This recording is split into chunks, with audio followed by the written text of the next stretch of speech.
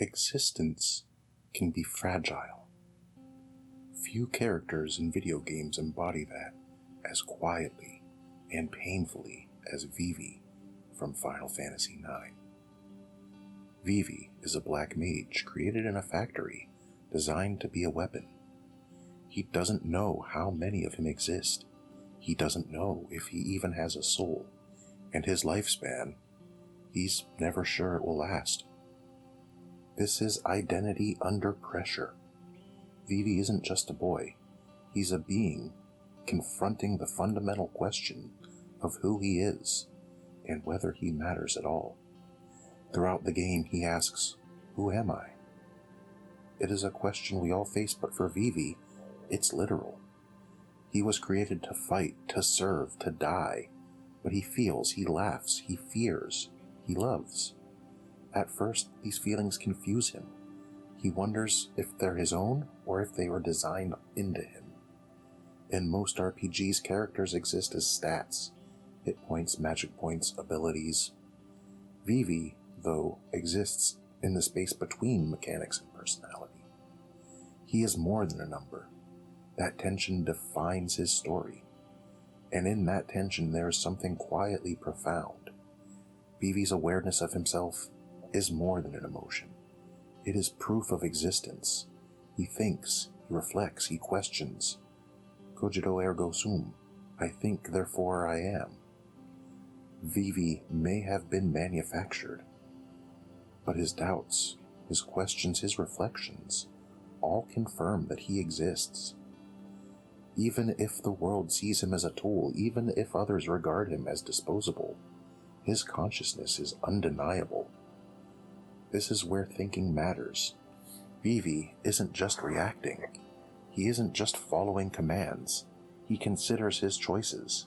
He worries about what he does and why he does it. His reflection turns simple actions into meaning. Every step he takes, every battle he fights, is weighed against who he believes he is. It's not enough to exist as a programmed weapon. He must think to become something more. The Cogito isn't just philosophy for Vivi, it's practice. Every thought, every fear, every small act of care affirms that he is a being, not just a tool. I didn't particularly like Final Fantasy IX when I first played it.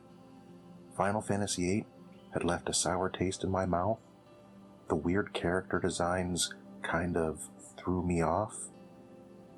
And the PlayStation 2 was about to come out. All of that led to Final Fantasy IX having an uphill battle. Then it had mechanics, like having to learn skills through equipment, and that felt clunky, even frustrating, and the story pacing didn't immediately win me over. When I thought to myself that I guess it's slightly better than the mess they made in Final Fantasy VIII, that wasn't much of a endorsement after the near perfection of Final Fantasy VI and VII. So I didn't fully explore the nuances of these characters at first. And yet Vivi caught me, quietly. Despite the game's flaws and my initial resistance, his questions, his doubts, his reflection on existence demanded attention. Mortality shapes him further. His fear of death isn't abstract. It's constant, structural. Every step he takes is a reminder that his life is temporary. Every choice carries weight. Unlike most heroes, Vivi doesn't escape his impermanence. Each battle, each encounter, each moment of connection with his friends is heightened by this awareness that nothing is permanent. What makes him human, or something close to it, is how he forms his identity through others. Characters like Zidane and Garnet help him see that he is not defined by his origin, or by what he was created for. They teach him that identity is not only internal, it's relational. Even his fears, his doubts, they become a part of who he is, as they're acknowledged and shared. I wound up finding that I relate to Vivi more than I expected. There are days when doubt is constant, when it quietly counteracts every step I try to take. I feel like Vivi surrounded by Zidanes who are endlessly cheerful and always make things work. They always know what to do. Or I'm surrounded by Garnets who just are destined to succeed, carrying on with confidence like armor. Or the Steiners who, they know what they have to do, and they do it. And there I am, quietly questioning myself, unsure if I even exist the way the world expects. That doubt is heavy. It lingers. And yet, like Vivi, I continue. I've been dealing with depression since I was a child. Over time, life gave me a perspective that I hadn't expected. I became an elementary school teacher, and I was struck by how many students face something similar: doubt, fear, uncertainty, quiet companions in a world that demands certainty. We were all alone, together, like Vivi. That shared experience doesn't make it easier, but it makes it more real. It made me notice the quiet victories, the small affirmations of existence that come not from triumphs, but from continuing, from acting despite fear. Vivi embodies that same perseverance. Vivi's journey is gradual. It's small moments. The first time he overcomes his fear, the first time he takes initiative, the first time he comforts someone else. These moments are tiny, but they accumulate. They give weight to a life that could easily have been hollow. In a world where game characters often feel like props, Vivi feels profoundly real. His story asks a question for all of us.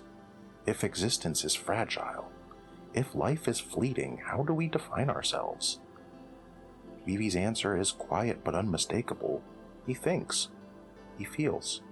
He reflects. He acts. Cogito ergo sum. He affirms himself with every thought, every decision, every connection.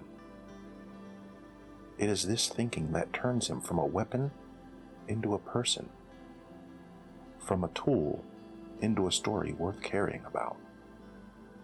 And it's his reflection that makes him more than what he was created for. Thinking is his rebelling. Thought is his life. Awareness is his affirmation. Each moment of doubt and consideration becomes a claim to existence. Vivi's very contemplation is what makes him human, or as close to it as the game allows. He continues despite the uncertainty, despite the impermanence, despite the fear, and in doing so, he proves simply that he is. That is why his story resonates. It reminds us that identity can be fragile, impermanent, and yet meaningful. Even a being created as a weapon can defy his origin and leave a lasting mark. And perhaps in watching him, we're reminded to ask ourselves the same questions and to cherish the answers that we find there. Thank you for watching. I might not know you, but I'm glad that you stopped by. I love you. Be safe.